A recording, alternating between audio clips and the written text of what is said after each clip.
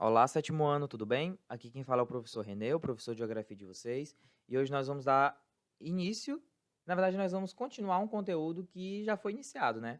É um conteúdo do capítulo 6 que fala sobre o meio rural, sobre o ambiente rural brasileiro, e é um conteúdo onde nós já iniciamos na aula passada, através de uma live no Google Meet.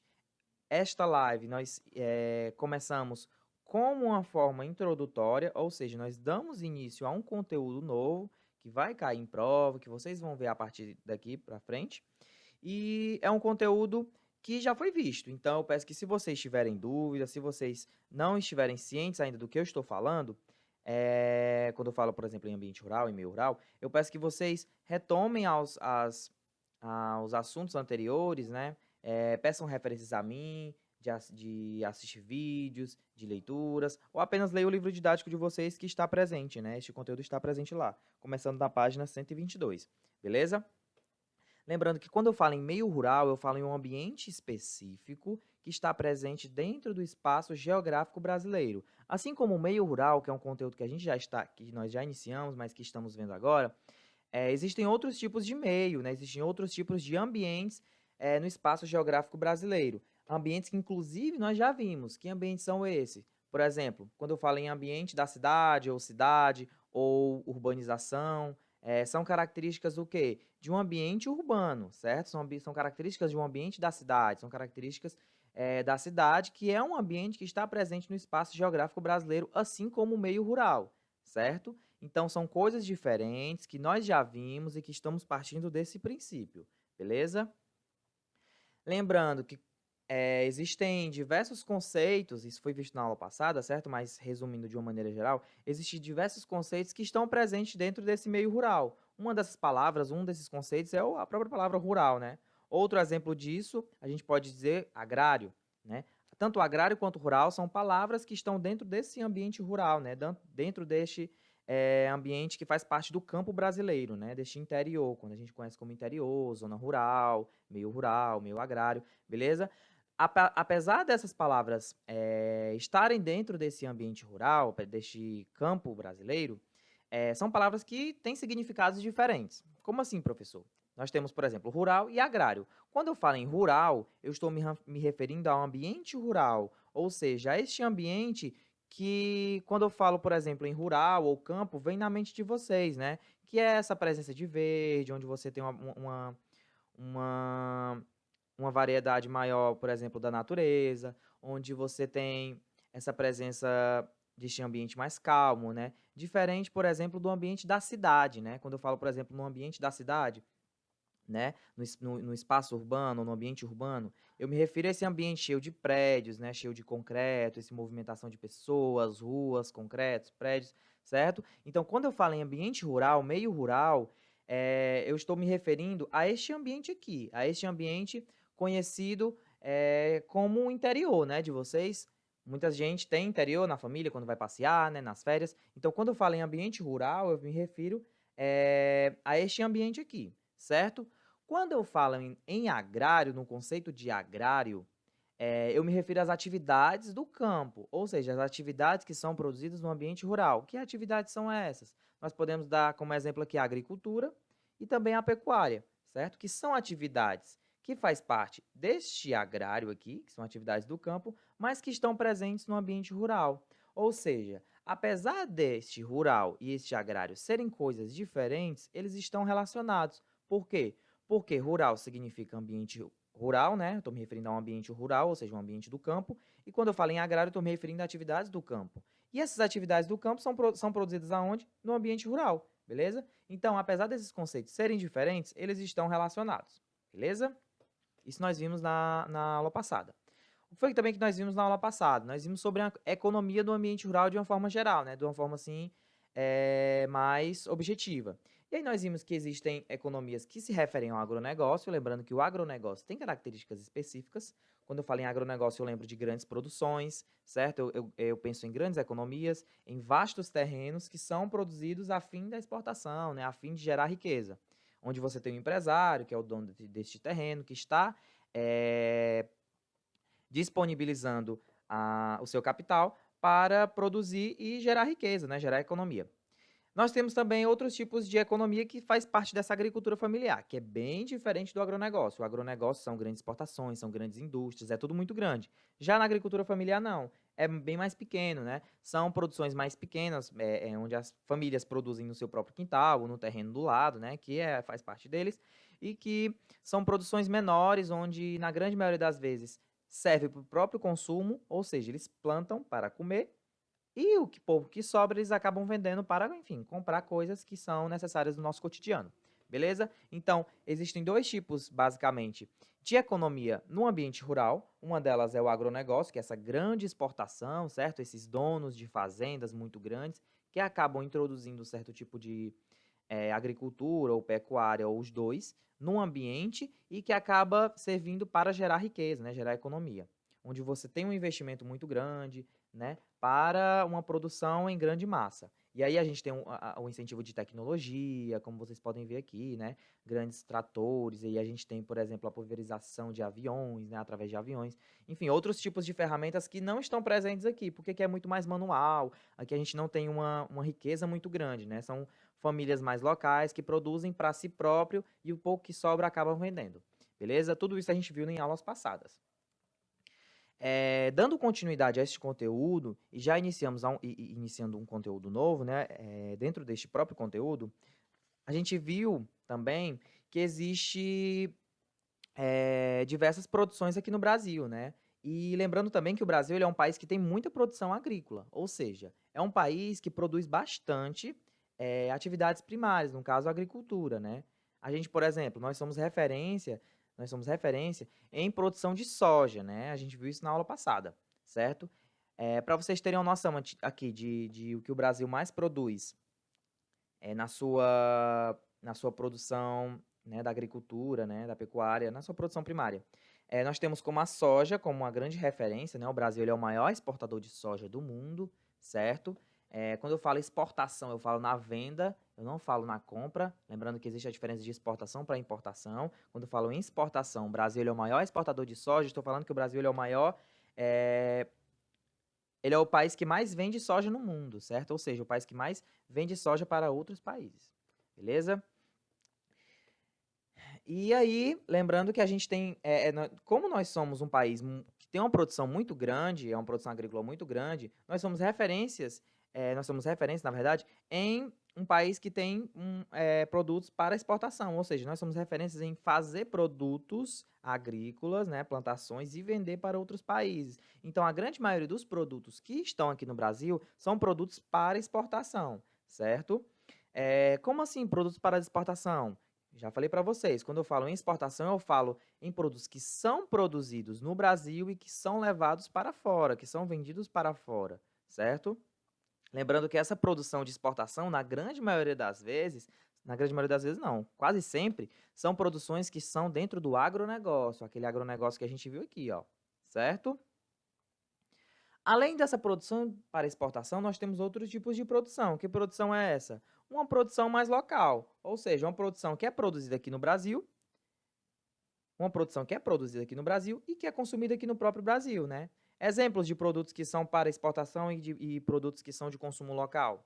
Produtos de exportação, a soja, a cana-de-açúcar, deixa eu ver o que mais. Laranja, enfim, entre outros. Mas como grande referência nós temos a soja, certo? Que são, por exemplo, se eu perguntar para vocês se vocês têm um costume de comer soja em casa, acredito que a grande maioria vai dizer que não. Por quê? Porque a gente não tem uma cultura de comer soja, diferente do arroz, do feijão, que são produções mais locais, já que a gente consome. Então, se a gente consome, vale a pena o Brasil investir em produção e vender aqui no próprio Brasil. Se não, vale a pena o quê? O Brasil exportar, vender para fora, que é o que acontece com a soja.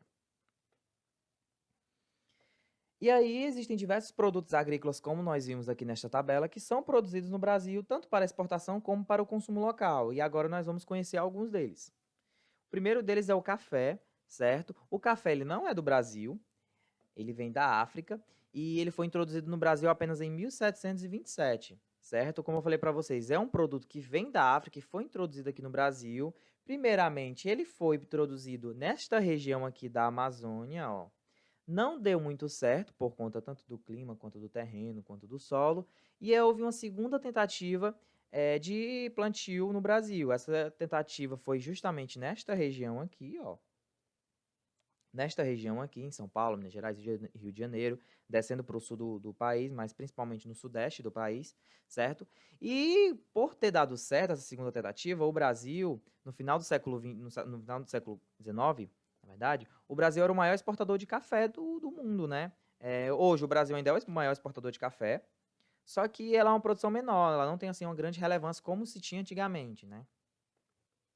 Para quem não conhece, o café ele é um grão, ele vem de uma plantinha, essa plantinha aqui vermelha que parece uma cereja, certo? Um tomate cereja, mas que na verdade é o café. E aí ele é quebrado, né? Ele é torrado. A partir dele ser torrado, a gente não, é que eu digo, as grandes empresas moem o café, colocam naquela embalagem, né? E vende pra gente em supermercados. E aí a gente acaba comprando e fazendo esse café que a gente conhece, certo? Outro tipo de produção brasileira, que para mim é a produção mais relevante, já que é uma produção assim que está muito em alta, né? O Brasil ele é o maior exportador de soja do mundo, então a gente precisa destacar muito bem essa soja que é produzida aqui no Brasil. É uma soja que, na verdade, também não é uma produção do próprio Brasil, ela não nasce aqui no Brasil, ela vem da China e é introduzida no Brasil somente no século XX, certo? Assim como o café, a cana-de-açúcar, o que mais? Café, a cana-de-açúcar, enfim, o café e a cana-de-açúcar, que são produtos mais antigos no Brasil, o algodão também. A soja, ela já é um produto mais novo, é um produto que está, assim, em alta, certo? É um produto que está rendendo dinheiro para o Brasil, certo? Nessas grandes exportações. Então, é um produto que a gente precisa estar sempre de olho, é um produto que muitas vezes cai em provas, cai em vestibulares, e também está muito presente em jornais, nas notícias. Reparem, para vocês verem, sobre os jornais falarem da produção de soja, de uma maneira geral, no Brasil. É um produto que, assim, vale destaque porque é uma produção que está em alta, certo, pessoal? Então, reparem nessa produção aqui de soja. Lembrando que é uma produção que ela vem da China, ela foi introduzida no Brasil no século XX, ou seja, é uma introdução nova aqui no Brasil e que vai ganhar destaque no Brasil em meados da década de 60, 70, mas principalmente a partir da década de 70, ou seja, uma produção bem recente, né? E que no século XXI é que vai crescer. Ou seja, no século XXI é que vai se tornar a maior produção de soja do mundo. O Brasil ele é o maior produtor de soja do mundo, é o país que mais vende soja no mundo, beleza? Esta produção de soja ela está presente nessa região aqui, ó, como vocês podem ver, de cores vermelhas, marrom e laranja. Lembrando que esta produção está presente mais aonde? Está presente aqui no centro-oeste do Brasil, beleza? Aqui Mato Grosso, Goiás, são regiões que produzem bastante soja, são terrenos grandiosos de soja, como vocês viram nessa produção do agronegócio anteriormente. Lembrando que o Brasil é o maior exportador de soja, já foi comentado aqui.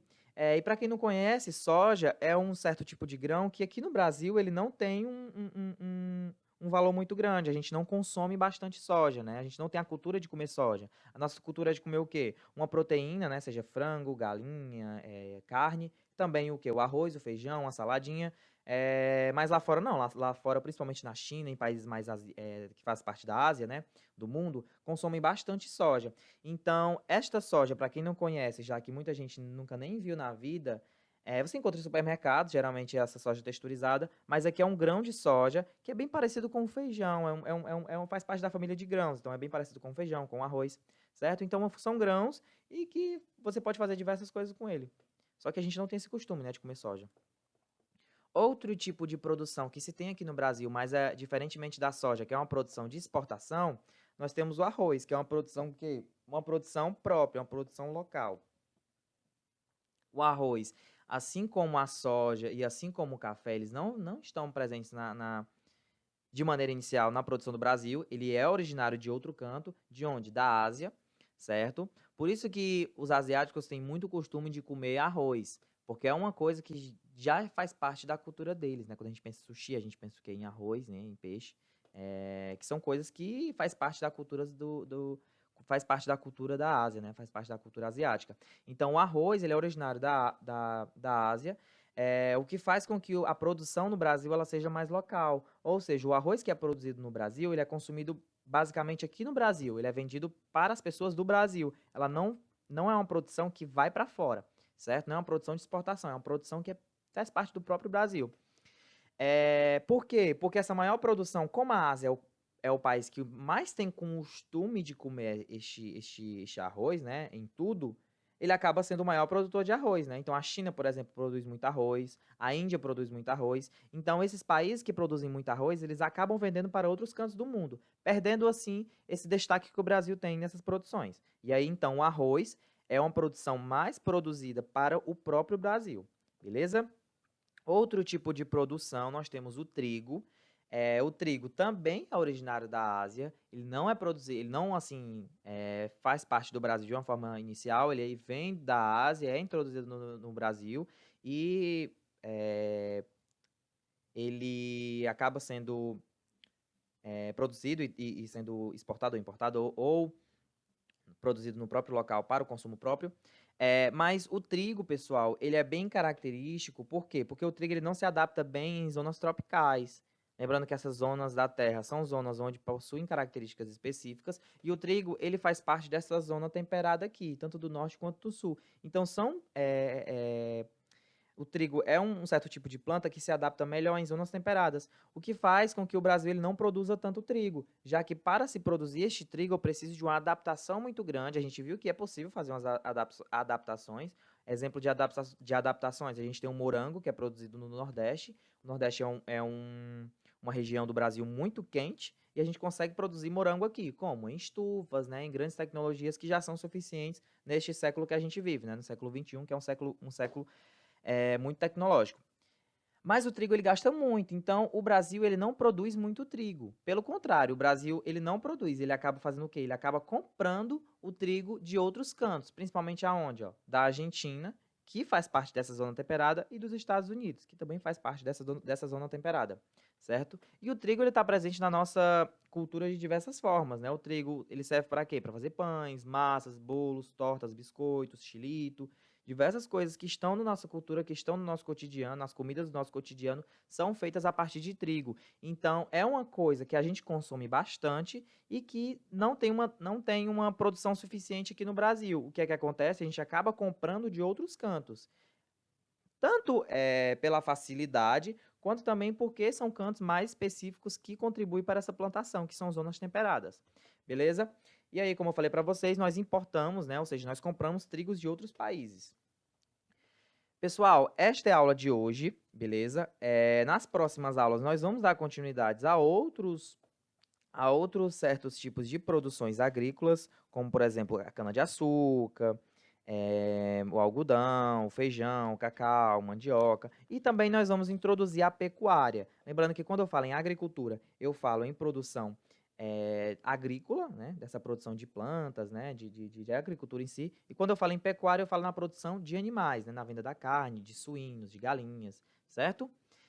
Qualquer dúvida é só me procurar e que estou à disposição a responder as dúvidas de vocês, beleza? Até a próxima aula.